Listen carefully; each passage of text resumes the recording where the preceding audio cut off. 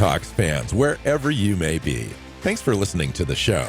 Join your hosts, Bill Alvstad and Keith Myers, as we talk Seahawks football.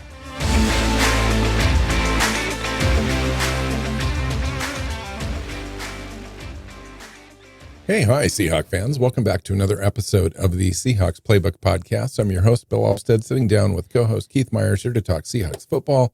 We're a post-combine show, just talking about what we saw there, winners and losers, anything else we can think of, just kind of go through position groups and so forth, talk about the roster building exercise that the Seahawks are going through as free agency is very close at hand, and the draft a couple months away. So welcome in, Keith.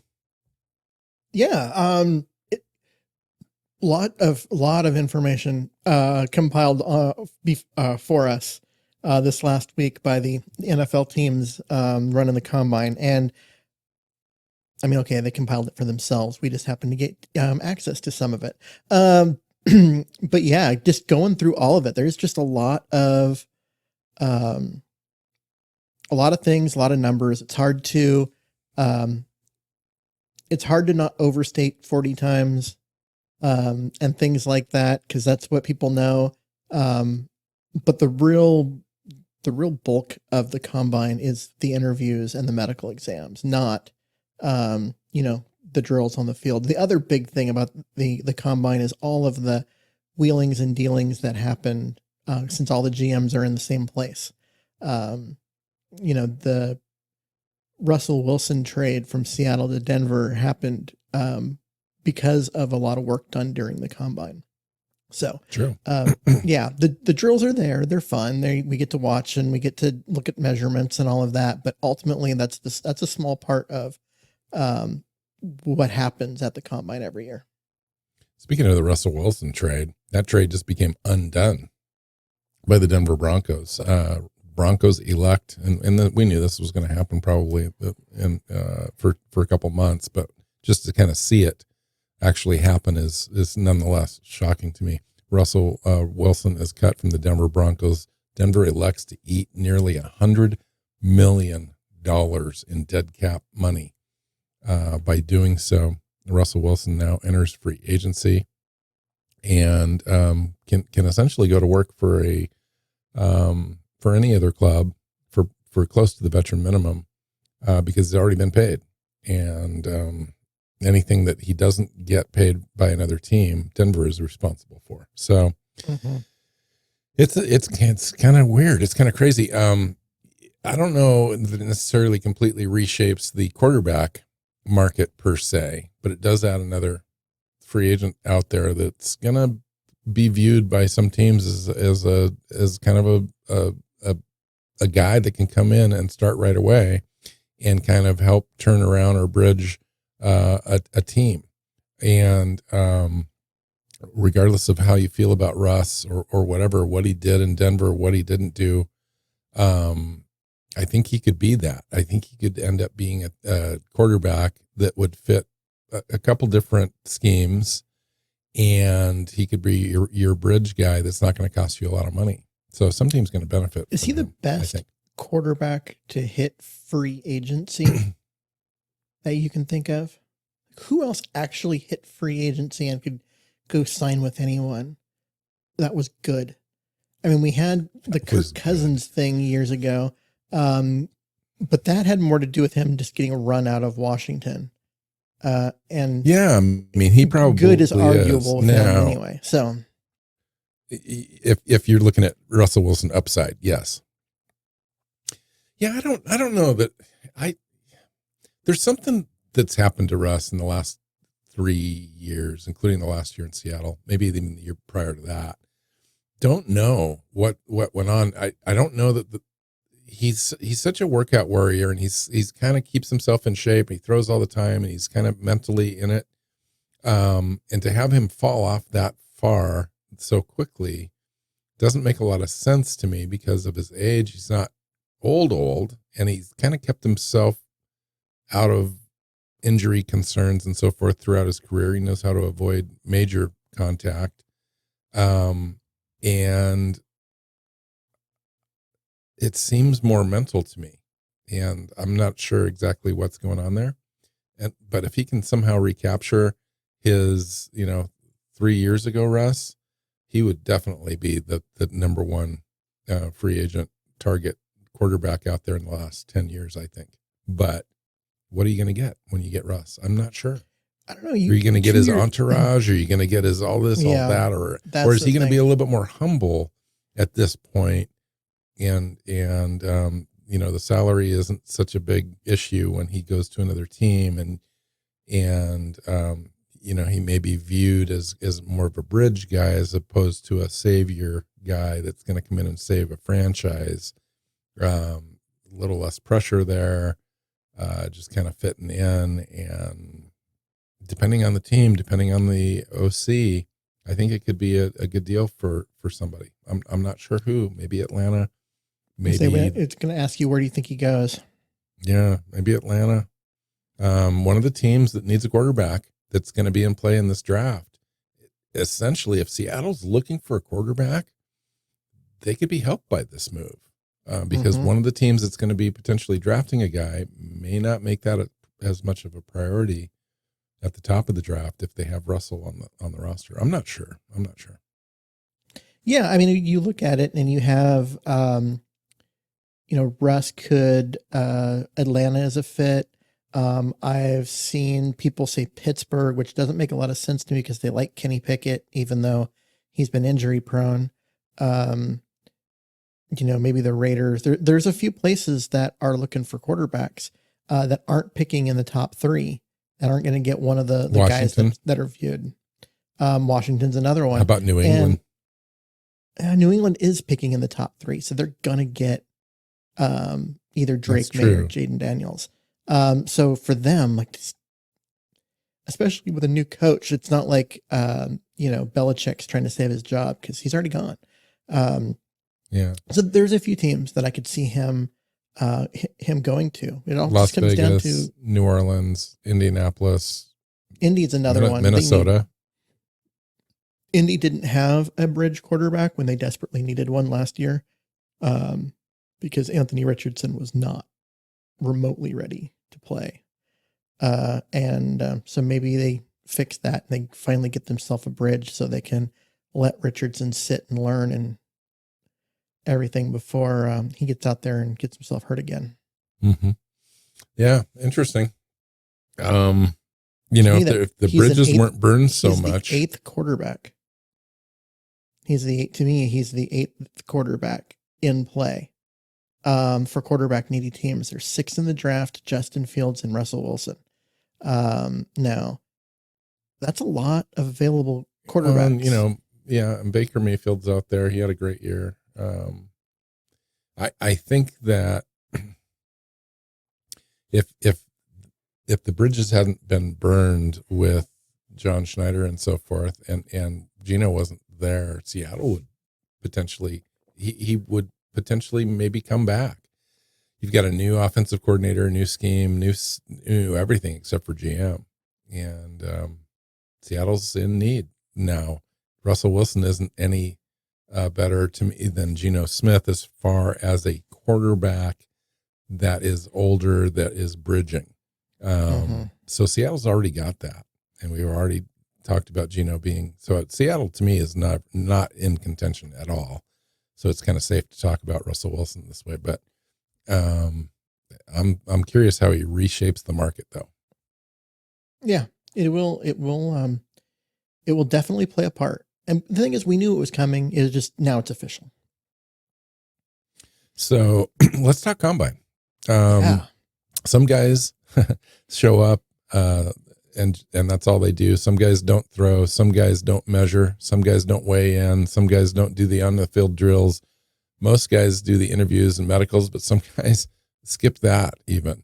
I wanted to ask you just straight up right out of the gate, what do you think about certain players at certain spots, even beyond quarterback, that kind of feel like they don't have to do stuff? And you take a look at the like the 3-cone and the short shuttle. There was certain position groups where hardly any players did those drills. Now, is that a uh, something that has to do with agents and players being, more savvy and just not caring to do these drills because they know it's not going to affect their draft order. And if they get hurt, that will definitely affect them. Or is it a situation caused maybe by the NFL channel, putting some of this stuff into prime time, having guys have to wait all day to be able to do all this kind of stuff. It used to be scheduled in the morning, and you used to see a lot more drills before it went into prime time. And I will say, and I will add this, it's hard to watch. Like the combine, it used to be so easy to watch and so fun because it just went drill after drill, and it was in the morning, and it wasn't. Now it's just commercials, and all they talk about is on the field related stuff. And it's kind of like the draft. It's just that the corporate has gotten to these events, and to me, they've kind of been a little ruined as far as the effectiveness. I mean, the combine is supposed to be a tool, not a hype event, and it's kind of turned into that.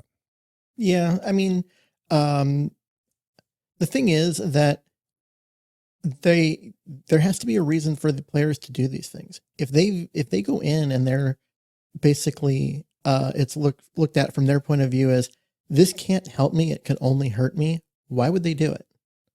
And that's what you're getting when you have like the short shuttle and stuff, that like position groups are kind of taking it off, because if they go out and they do really well, doesn't matter. If they go out and they do poorly, wow, it could cost them a round in the draft. So without there being a payoff for them, why would they do it? And I think that they need to examine what drills they're making people do, and change. I think the combine needs to evolve. Yeah, I agree. And to me, the draft used to be fantastic. I mean, they used to have one day. You'd go through the whole thing. You'd have a draft party, you'd get your guys together, you'd watch the draft, it'd be fun. And now it's over 3 days. The first round alone takes nearly 4 hours. It's drawn out to the point where it's just almost ridiculous. 2 and 3 the next day. And I don't know. I just think it's just too much. I think this setup that they have now is better than what it was right before the setup. So the 1 day thing where you're talking about was a while ago.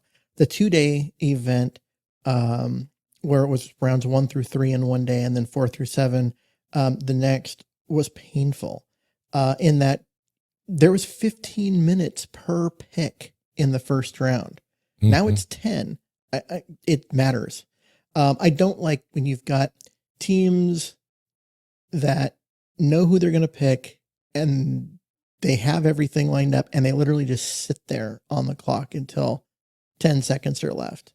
If you're not listening to trade offers, turn your pick in and get this thing rolling. There's no reason for every team to sit there and wait the whole 10 minutes.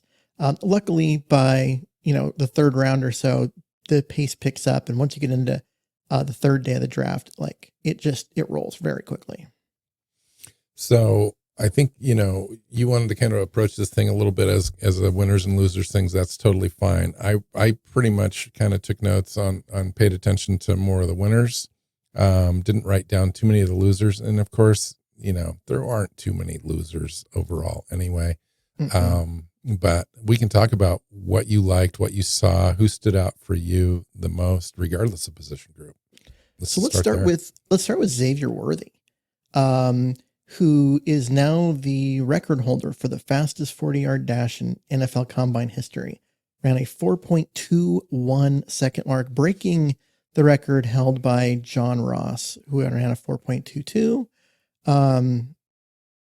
Ross was then taken way too high in the draft because of that speed and never amounted to anything in the NFL. Hopefully Worthy does not have that same career path. I don't expect him to. He's actually got some legit talent on top of being fast. The crazy thing, though, about Xavier Worthy is he's so small. He got down to like 170, I think, for this performance, which is fine. He ran fast. We'll give him that. but where's he going to come in and fit in the NFL at 170 pounds? I'm not sure. But we'll find out, and his counterpart there at Texas ran, Endone Mitchell ran a 4.38, so no slouch there as well. I thought Roma Aduze, stick with wide receivers. Roma Aduze, to me, had the best all-around workout at the combine. If you don't count the defensive lineman guy we'll talk about in a minute. The fact that he was out there competing for me says a lot. A lot of wide receivers kind of took this off, including Marvin Harrison and Neighbors. Brian Thomas, I thought, went the guy that's opposite of Neighbors at LSU, ran a 4.3340. I'm not sure why Neighbors thought that not running here would be an advantage for him, or Marvin Harrison, for example. In fact, Neighbors left early, didn't even compete, didn't even stay, for the duration of the combine. He left with Jaden Daniels. They left together early from the combine. I don't know if that's a great look or not, but it probably doesn't matter in the end. I mean, it'll come down to, did they skip meetings? Like where they had interviews and stuff lined up with teams and they skipped that to leave early? Because if they were done, who cares? Like if they were done with all their stuff, so what are they going to do? Come in and stand around and watch other people work out for a day or two? It'll be interesting if we start to hear that. If we start them, Keith, that the people skipped out. Here's the issue that I have. If we start that road, then everybody is going to be doing it. And it just makes the whole thing a complete mess and a disaster from a logistics standpoint, from teams trying to organize, those meetings and organize, get information from these players and so forth. If players just stop, then there's no more combine. Let's just have the pro days and call it what it is. But anyway. But again, if there's nothing for the player, if there's nothing for the player to gain and they're done with all their scheduled meetings, why do they need to be there? Yeah, I think and they left though before the wide receivers worked out, for example. But he wasn't participating. I know. I guess some people it rubbed wrong. The other guy I was talking about was Braden Fisk, defensive lineman. Great Senior Bowl week, followed it up with a great dynamic combine performance. He had 28 pressures and 6 sacks in 2023. But everyone thought that his kind of physical limitations, his lack of length, 32-inch arms, but he's 6'4", 292, ran a 4.7840, which is outstanding for that size, and a 1.68 split, 4.38 shuttle. Agility on the field, if you watched him doing the drills, unreal. I mean, that kid was very efficient in the way that he moved around and operated. I thought that if there was one guy where you could honestly say maybe he came in with a fringy 3rd round grade, he's clearly in the 2nd round now. You normally don't say guys raise their draft stock at the combine per se. Really, that doesn't happen very much. It only happens in kind of punditry world and guys that do mock drafts and all that kind of stuff. But Braden Fisk really did kind of show the complete package at the combine. I was really impressed. Yeah. I mean, he showed a lot of, just a lot of athleticism. That 4.7840 for a guy his size is crazy. The 4.37 short shuttle is like, I don't even know like what to do with that. That's like, wide receiver. You see wide receivers run in that range. Yeah. I mean, Aaron Donald ran a 4.39, which was part of how a lot of people kind of knew that he was something special. And Fisk ran, slightly faster than that, which is crazy. Interesting. Yeah, I thought Jared Verse looked good. Another edge player, Dallas Turner, looked really good. I like Jared Verse's tape a little better as a college football player, but Dallas Turner is no slouch at all. Could end up being the first edge player taken in the draft. Ran a 4.46 40 at 247 pounds, had a 1.54 split as well. which is just elite. I thought Jimmy Newton looked good. Chop Robinson to me Chop looked Robinson. good. Keith. Yep. Definitely one. You see, he's a guy that really needed to show here because he's only got 9.5 sacks in the last 2 years. His tape isn't stellar, but he needed to show here that he was a prospect that offers much more potential production at the next level than he showed in college. And him coming in and running a 4.48 despite being like 258 pounds, plus his other 1.54 split. Yeah, I mean, he's a guy that now you look at him and goes, "Oh, this guy may have only had 9.5 sacks, but he is an elite athlete." And he ran a 4.25 short shuttle. 4.25. Damn. At that size, that's crazy. So to me, a guy like that was kind of fringy mid-20s draft pick. Could potentially entice a team to get him in the top 15. I was thinking of him more in the early second round. Really? Now he's in the late 20s, but he got himself up into the first.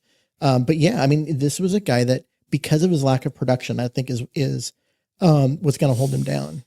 But what he showed, he came and did what he needed to do. He showed that he had athletic upside that was untapped. He had a lot to gain in the combine, and he made it work for him. Trick advantage, yeah. Mika Wingo, I thought, had a great combine. LSU defensive lineman, really consistent. Ran the second fastest 40 dash behind Fisk at 4.85. A 1.64 10-yard split, which is outstanding at 284 pounds.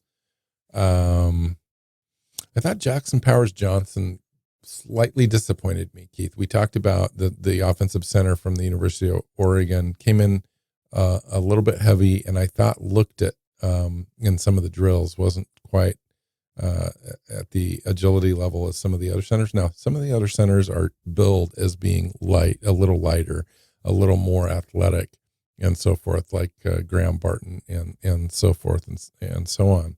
But I didn't think Jackson Powers solidified his position as being kind of a top 15 guy. I expected him to test a little better, but I think his tape and his Senior Bowl show that he's a player. I agree. He's a center, so he's a certain scheme fit. I mean, he's a power gap guy. I'm not sure. So you take a look at scheme wise, University of Washington, Brian Grubb, he didn't have huge offensive centers. He's never had really huge offensive centers. Excuse me, more athletic minded guys like the Rams run that we've run the last 3 years out there, guys that are close to 300 pounds that move around, get the second level and so forth. So I'll be very curious to see what kind of center we opt for, whether it's Oluwatimi, still, currently on the roster at about 310, 312 pounds, or if we go some, a little bit more robust guy that can push guys around. Another guy that impressed was Washington's Troy Fontenot.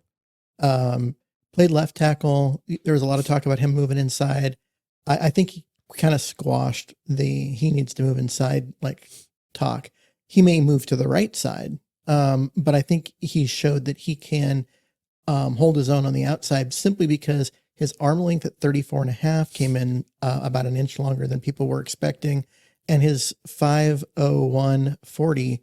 I mean, this is a guy that's playing at 330 pounds. So yeah, that's plus the guy has 34.5 inch arms and a 31 inch vertical. I mean, there was talk, Keith, of him moving inside in the NFL, and he's capable, I think, of moving inside. Yeah, but he doesn't have to play left guard. Yeah, he doesn't have to. He doesn't have to move inside. I think he can play right tackle with those measurables, and his tape suggests that he can. There was just people were worried that his arm length was too short. He didn't have the length to protect the edge, but his length is longer than he was projected to be at. So he came away as a definite winner. Mm-hmm. I thought Amaris Mims at 6'7", 340 man. pounds, ran Absolutely. a 4.33 short shuttle, Keith, and a 5:07.40. I mean, that short shuttle, that 4.33 short shuttle for a guy that's 6'7", 340, that's amazing. That's amazing. So that guy's, probably back into the first round as well. J.C. Latham, I thought, had a nice workout. So if you're looking though for like the Seahawks, if they're looking for a very athletic undersized center with explosive testing, they've got options, I think, in this draft. Like Tanner Bortolini, for example, from Wisconsin, I thought really did very well in every drill. Fastest short shuttle at 420, 428, 32-inch vertical, 4'9", 440, 6'4", 303 pounds. Just kind of a guy you can pick up in the 4th, 5th round, similar to where Olobatimi was last year. A guy that's going to develop for you a little bit. Gosh, I'm trying to think. You want to talk about some losers? Yes. This is in the winners versus losers thought, not them personally being losers. That sounded awful. Let's start with Cameron Kitchens, safety out of Miami. Thought of as possibly being the best safety in the draft, a guy that's maybe a round 2 pick. 4.65. Mm-hmm. Go look at his tape though. So I'm gonna counter you just a hair. The straight line speed looks raw, looks really bad, and it is. He should be expected to run, at a minimum of like 4.5 something. But he's very instinctual, and they're gonna have him up in the box now and again. He's a hybrid guy, so you're gonna drop him back too. Does he become a liability at that speed, Keith, in the NFL? Maybe. Well, you can't play him as a single high because you can't get sideline to sideline. And that's kind of the way he was being billed prior to the combine. It was that he was the guy that was multi, could do anything, play single high. He's got the speed to do it. He doesn't have the speed to do it. So now NFL, he is limited to certain schemes, like a team that plays almost exclusively cover 2. There's a lot less interest in a guy like that. I thought he would be in play for Seattle, to be completely honest. And NFL scouts really like his game and how it translates. Like, really like it. Like, you've heard from Jim Nagy and others talk about the way that they view this guy. And then he runs a 4.6 something. And it's like, what do you do with that? You almost have you hope that he comes out of his pro day.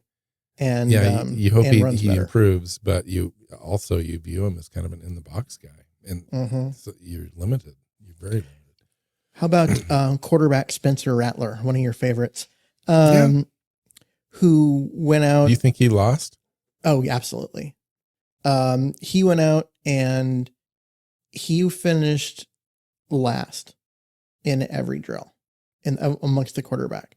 This is a guy who's supposed to be big, strong, not a running quarterback, dual threat or anything, but still athletic enough to make guys struggle to get him down on the field. And he went out and showed him to be the opposite of athletic. He tested worse than a lot of offensive linemen. And you combine that with his lack of accuracy and his like shotgun approach to passes. What's left to like? That he's tall? I don't know. It's one event, Keith. I think you got to put it all together. You got to talk. You got to talk to him. You got to see how he interviews. You got to see how he schemes up. His tape's not good, and he had a very, very bad offense and very bad offensive line there. Not in Oklahoma. He was immature. I mean, you got to really dig on the kid. There's no doubt, Keith. He's got all these issues you're mentioning. No doubt. What you're coming up with all of these things to count off all of the evidence that's in front of you. What is there that to hang your hat on and say this is going to be a player at the next level? There's certain players that end up in certain programs that really help them, and there are certain players that end up in programs and with coaches that don't. And he's definitely the latter. In Oklahoma, he admitted he admits he was immature young kid with a big head on his shoulders, and kind of overthinking stuff, and just didn't work out for him. And so he transfers, and then, it really didn't work out for him the second time either because of offensive line issues and scheme and so forth. But he's toolsy, and so you kind of have to figure out But he's if he's a toolsy. developmental guy, if he's a guy that you take a shot at in the, third or fourth round, or if he's a guy that goes undrafted. I don't know, Keith. I don't know, but how is he toolsy? he's got a big arm, Keith. He's got a big arm. He moves around well in the pocket. He's got tools. He's the least athletic quarterback in the draft and is less athletic. I disagree with that. Then look at the testing. Yeah. He finished last in almost every drill in the quarterbacks. Well, something's going on there. Yeah.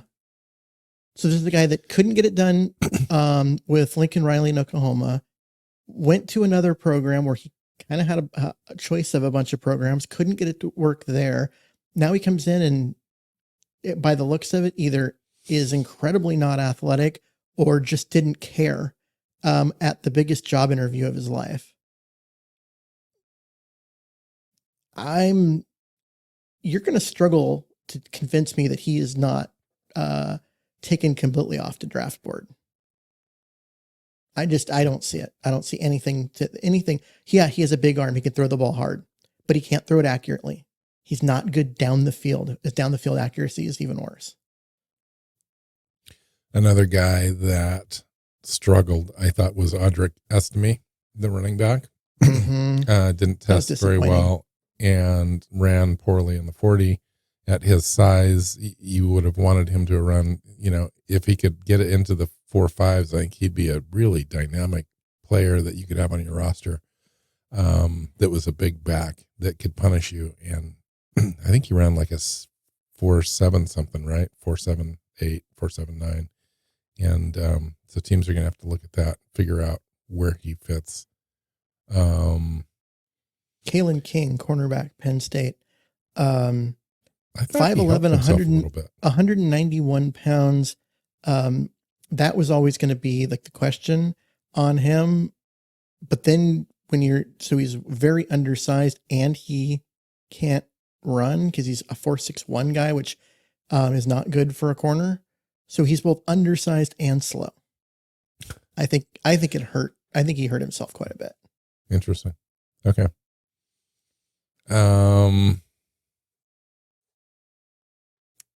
Couple defensive backs that helped themselves. I thought Kamari Lassiter helped himself. Didn't run the 40s or do the jumps, but had a 6.62 3-cone, which is amazing. Jackson Smith and Jigba ran a 6.57, which was the best out of the wide receiver group last year. So a 6.62 really, really helps him. Ryan Watts, Texas cornerback, had the second best 3-cone at 6.82, decent short shuttle at 4.13 for his size, 40.5-inch vertical, 34.5-inch arms at 6'3", 208. Texas cornerback Ryan Watts. That's just a name to watch. That's going to be a late flyer on a player, like 5th round, 6th round type of a guy. Yeah. Guys at quarterback that did help themselves. I know I mentioned Rattler. Michael Penix came in and I thought answered some questions. 6'2", 216, 10.5-inch hands, which is top 10 all time for quarterbacks. 81-inch wingspan. Just those measurables, he did throw. He was on target. There's some really nice deep passes against air. No defense. But so I don't care. He spun that ball tight too. Yeah, I don't care much about that, but it's those measurables. His knee checked out, and he said he got every team that he had medical exams with. They all said his knee was good, in great shape. So I thought he answered a big question with him as far as the knee, and, got some people talking about him because of his height and all of that. And then the other one was Milton. Definitely had the strongest arm. Yeah.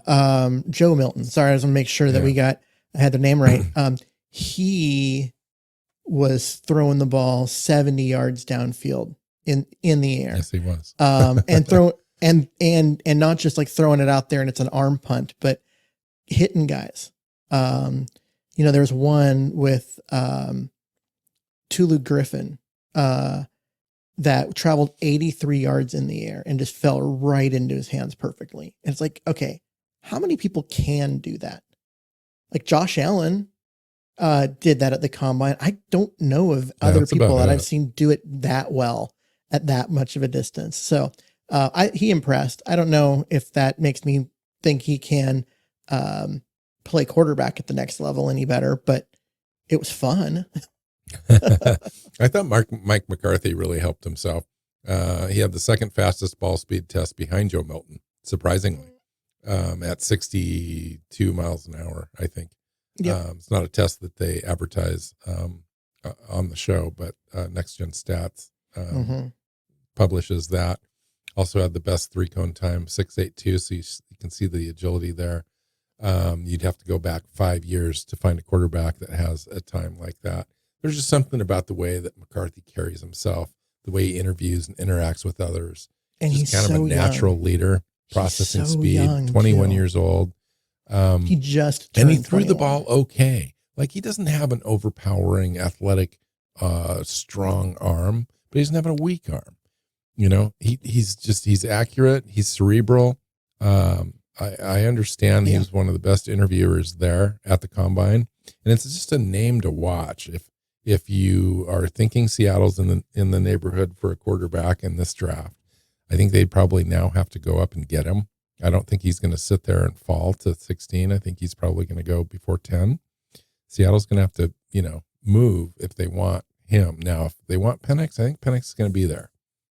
There's enough consideration on Penix with the 2 ACLs and the shoulder injuries that put him out a couple different seasons when he played, and his age. He'll be 24 in this next month, I believe. And that's why you would fall if you're Penix just a little bit. But Mike McCarthy's 21. He's got everything in front of him, and he's already really good. Now, he didn't go out and have to win games for Michigan, but there's nothing that says that he couldn't have. And you just kind of have to dig a little deeper, do all the things you need to do with a quarterback like that. But he could definitely be in consideration. Another guy I think is consideration for Seattle, did not throw, did not measure, is going to do that at the pro day, is Jaden Daniels. And I think Drake May would be kind of a guy too, if he was going to fall for whatever reason. I think he would be kind of a John Schneider guy with a big arm, a guy that can move around in the pocket, make things happen. Kind of a dynamic guy, a guy that is kind of a little bit of bravado about him when you watch him. Also, it's really easy to see Drake May's game translate because he never had a clean pocket. He never had open receivers. He had to throw guys open. He had to move off his spot on almost every play. Like, there was no sitting back behind and, all NCAA offensive line for 10 seconds while guys got open. He had to run an offense that looked a lot like an NFL offense. In terms of, the lack of good blocking and that kind of stuff. He had to throw into super tight windows because his guys didn't get open. His game translates very easily to the NFL. Interesting. Another name I'll mention, we'll get out of here. If we could just keep doing this for a while, we're going to talk about players up until the draft, but I wanted to throw out Ricky Parasol. Had a great Senior Bowl as a wide receiver, 6'1", 190 pounds. I think overall the second most impressive wide receiver workout behind Aduze. 4'4", 140, 42-inch vertical, 6.40 3-cone. I think a guy like Ricky Parasol could be a really good third wide receiver. Like if Seattle was going to move on from Lockett, for example, and they wanted to get a guy into the system that could work in behind Lockett and Jigba. This guy to me would be like the perfect fit. But we probably won't. It would shock me if we drafted a wide receiver as early as Parasol's going to go in this draft. And he's not going to hang around past the second round. But so what do you think happened with Braylon Trice, the defensive end out of Washington? So he went in and lost. He lost 30 pounds from his playing weight. And then ran Washington. A 4.72. Yeah. Explain that to me. That's the thing is you're going to go and you're going to lose a bunch of weight to try and be fast. And then you run slow anyway. Like he won through his bull rush and being powerful. If you look at his tape, but at 245, you're not doing that in the NFL. No. Yeah. You don't change yourself. If you're successful at college, you continue to do that. Somebody told him to do that. He did not have, you just don't do that. Because you think you woke up one night after watching Saturday Night Live and you're like, hey, I'm going to lose 30 pounds. I'm going to show up at the combine. No, you're getting advice from somebody, and it was bad advice. It was bad advice. Like, I liked his game, but I mean, I don't know. He's not coming off the board early. Well, he's got his pro day. So, who knows, right? Who knows? There was a few different guys that lost weight for this combine that will then put on weight. For example, I can't remember who lost weight. Oh, the kid that ran the 4.21 lost a little bit of weight to get down so he could run.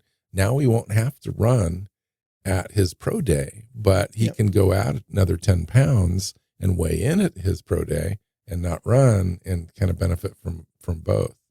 So that's kind of an interesting thing. I thought Troy Franklin was kind of weird. 6'2", 176 pounds. To me, didn't look good. Like it was all over the place. The gauntlet was rough. The gauntlet that he ran, Keith, you know how you're supposed to stay in a straight line as you take balls from one side and the other. Mm-hmm. He was weaving and bobbing and weaving all over the place, like a variance of like 3 or 4 yards out of center. And I was like, has this kid ever run this drill before coming to the combine? Because it didn't look like it. I don't know. I wasn't impressed. Yeah. There was a couple of like that were just like, it was weird.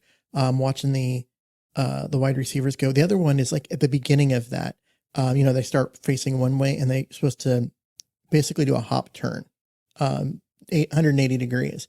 And there are people who couldn't get around, to turn and face it. They had to like take 2 hops to get around so they could catch the other ball. This is before you take off running and start getting the passes from both sides. And I'm like, how do you not practice that? How do you not be ready for that? It is and that's the thing, Keith. It's just that the guys don't practice. I don't know what I couldn't have possibly imagined this. Your biggest, like you said, your biggest interview you've ever had in your life and not being ready for the drills you're going to do is kind of crazy to me. The other one group I want to just mention, because I thought it was one of the best workout groups overall at the combine, was running backs. I know Seattle's probably not going to draft one, but Isaac Guerrero, I mentioned him the other day as being a guy I would like to watch.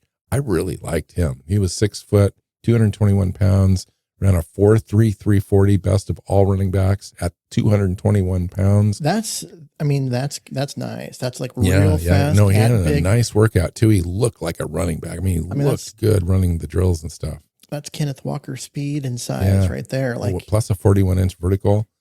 Elite at all things that he did there, including all the workouts. Trey Benson at 216 ran a 4.39. Blake Corum looked like a good football player. Jalen Wright, 5'10". I already closed all my windows. Who's the guy from Louisville? Oh, I don't know. I don't have schools listed with my notes. Sorry. Oh, okay. Jalen Wright, 5'10", 210, ran a 4.38 40. Tyron Tracy looked good. Ray Davis from Kentucky, measurables plus a great workout. Also had a good Senior Bowl. I already mentioned Audric Estime. He was a guy that I was hoping maybe would fall to Seattle in 5th, 6th round. Had a disappointing 40 at 4.70 at 221 pounds. But you kind of trust the film with that guy. You go watch him, Keith. He's a player. Like he trucks people. So I'd be just interested to see how that goes. And then the tight end group, I thought that there's going to be like between picks 60 and 120 is the sweet spot for tight ends in this draft. I think you're going to see like 5 or 6 of them go in that spot. Theo Johnson, Delvin Culp from Washington had a great combine. Tip Ryman had a good combine. Ben Sinnott, we've talked about him. Jatavian Sanders going to go earlier. I think he's like a second round guy. Cade Stover is going to be the first tight end to go after Sanders, and the good kid. I didn't even write his name down because I wasn't even going to talk about him. The guy that's going to go in the top 15. Yep. Tavian Sanders is the next guy to go, and then Cade Stover. I think Jared Wiley looked good. So there's some tight ends there. Jared Wiley's interesting because he's a former quarterback, ran a 4.6 240, super athletic, 6'6", 250 pounds, 37-inch vertical. So he's got all that athleticism, pretty decent 40 time, but he's the inline guy at Y tight end. So you can kind of do both. Ben Sinnott, same, 6'4", 250, ran a 4.68 40. He's kind of the guy that I like. Theo Johnson looked good, like at 6'6", 260 pounds. Tip Ryman, I don't know if you paid attention to him, but he's a kid from Illinois, 6'5", 271, ran a 4.62, plus really good testing numbers across the board. So, but Sinnott to me compares to Laporta. I wanted to finish up my spiel with this. Sinnott has the same measurables from height, weight, 40 time, 10-yard split, vertical, all that stuff, almost identical to Laporta. So that's the name to watch. The guy I mentioned earlier, when we were doing running backs, and we couldn't come up with his name, was Jawar Jordan. And so okay. Jawar Jordan, 5'10", only 186 pounds. So he's way undersized. But you look at his numbers, his 3-cone, his short shuttle, all of those. He looks like a guy who's going to be a third down back and going to be one of those guys that can be a major receiving threat out of the backfield. So I thought he did well. He was a guy that was not even on my radar at all, but now is. So. Yeah. And there was a group that we didn't even mention, linebackers. There's going to be some guys. There's like Peyton Wilson had a great combine, but he's got some injury concerns. He was in the 4.38 range, I believe, at 6'4", 233 pounds. That's a guy, but I know that he's got some injury concerns. I know Seattle's interested in Junior Colson from Michigan. They had an interview for him. Everyone should be. He tested well. 6'2", 238, a little undersized though, Junior Colson. But they like his athleticism. And that's it. That's all I got. So after this show, we're getting back into our position group analysis, and we're diving into a little bit more of a deep dive into offensive tackles. And there's some good ones in this draft. Keith, some really talk to me just a little bit about what you see in that class. This is one of the best offensive tackle classes I can remember. I mean, you've got guys that are going in the second round in this draft that would have been, top 15 in most other drafts because there happened to be the 7th offensive tackle. I mean, this is a very, very good year to need an offensive tackle, and Seattle does not need an offensive tackle. So hopefully they can make that work for them. It means other people will be dropping because teams are trying to get their tackle before they're all gone, or that kind of stuff. And Seattle can use the fact that they have one to their advantage. But it is a very nice group of guys. Like 7 of them going in the first round. Yeah, and another like 6 in round 2. Wow. Yeah. It's a good group. Now it falls off quickly after that. I'd say the top everything. The top 15 tackles are better than you'll ever find a group of, top 15 in any draft. But then it falls off. Last year there were only 15 tackles drafted. Yeah. Last year was not a great year for the offensive tackle. This year is a great year for offensive tackle. Wow. So I'm looking forward to that show. Yeah. And then we switch gears and we go to the defensive side. We'll have a few shows of defensive players. And then we get into free agency. I mean, I can't believe how quickly this is going, but free agency begins in a week and a half, Keith. We need to have a mock draft in here. We do need to have a mock draft. We haven't even done a mock draft yet. Mock drafts are fun. Yeah.